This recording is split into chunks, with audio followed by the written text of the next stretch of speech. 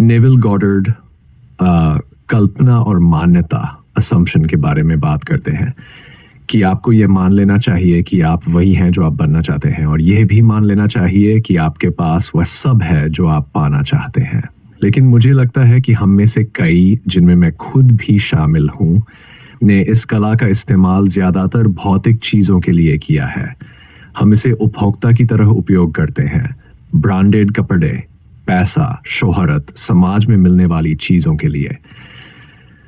पर मुझे लगता है कि अगर हम इस अद्भुत कला का इस्तेमाल सिर्फ इन्हीं चीज़ों के लिए करें तो हम खुद को बहुत छोटा आंक रहे हैं। जीवन इससे कहीं अधिक है। मेरे लिए सबसे अधिक मुक्त करने वाला जो असंपशन्यता रहा है वह ये है, जीवन एक सपना है और मैं उसका सपना देखने वाला हूँ। ये मान्यता मुझे किसी भी पैसे, कपड़ों या अन्य किसी भी चीज से कहीं अधिक शांति और स्वतंत्रता देती है। ऐसा इसलिए क्योंकि मैंने वो अनुभव किए हैं जहां मैं सपनों के भीतर सचेत हुआ हूँ। मुझे पता था कि मैं अपने घर में सो रहा हूँ और यह सब सपना है, और मैंने ऐसे भयानक सपने भी देखे हैं जहां मेरे प्रियजन मुझे छोड़ रहे थे या मैं खुद किसी को नुकसान पहुंचा रहा था। लेकिन जब मैं जागा तो मुझे राहत मिली क्योंकि वह सब बस एक सपना था। यह राहत बहुत सुंदर होती है। यदि आप सपना देख रहे हो और उसमें कुछ ऐसा कर बैठे जो आपके नैतिक मूल्यों के विरुद्ध हो, तो भी आप शर्मिंदगी को लंबे समय तक नहीं ढोते। आप जानते हैं कि वह सपना था और आप उसे एक हफ्ते बाद तक तो भूल ही जाते हैं। अब जरा सोचिए, अगर ये जीवन भी एक सपना है, अगर ये सच हो कि ये दुनिया, ये जीवन, ये संघर्ष, ये सब एक सपना है, तो आपको कितनी राहत महसूस होगी।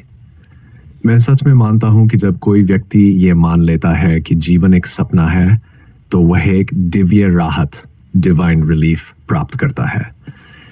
ये मान्यता शायद व्यावहारिक न लगे, लेकिन ये आपके भीतर एक ऐसी स्वतंत्रता खोल देती है जो डर, शर्म और सीमाओं से आपको मुक्त करती है। और जब आप डर से मुक्त हो जाते हैं तो आप इस सपने के साथ खेलना शुरू कर सकते हैं। मुझे याद है जब मैंने सपनों के भीतर चेतना प्राप्त की थी तो मैं बस चीजें बनाना चाहता था, नई जगहों पर जाना चाहता था, और यही इस जीवन में भी सच है।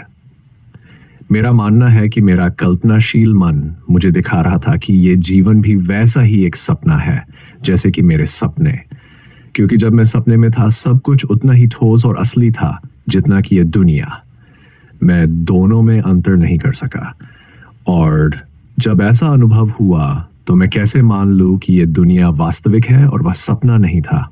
इसलिए अगर आप इस असम्पशन का उपयोग सिर्फ भौतिक चीजों के लिए नहीं बल्कि अपने स्वयं के बारे में मान्यताओं के लिए करें कि आप कौन हैं, क्या महसूस करना चाहते हैं, आज का दिन कैसा महसूस कराना है, तो आप खुद को पूरी तरह रूपांतरित कर सकते हैं। मेरे अनुभव में सबसे बड़ी राहत तब मिली जब मैंने ये महसूस किया और माना कि जीवन एक सपना है। और जब मैंने ये मानना शुरू किया तो मुझे अजीब तरह की आनंददायक अनुभूति होने लगी। शुरू में डर भी था, पर मैंने उस डर को पार कर लिया, और जब मैंने उस आनंद में खुद को खोने दिया तो मैंने महसूस किया यह सच है। अब जब मैं खुद को सपने देखने वाला मानता हूं तो मुझे किसी भी बाधा की चिंता नहीं रहती, क्योंकि बाधा तो सिर्फ मैं खुद हूं।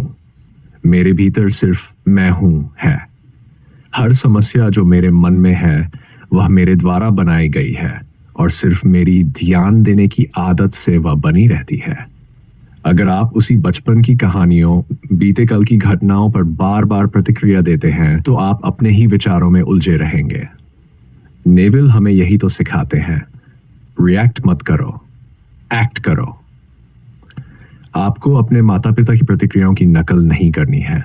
आप अद्वितीय हैं और अपनी नई प्रतिक्रिया या कहें तो नई क्रिया चुन सकते हैं।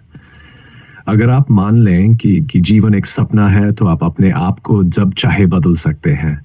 आपको किसी से इजाजत लेने की जरूरत नहीं है, क्योंकि आपके भीतर कोई और है ही नहीं।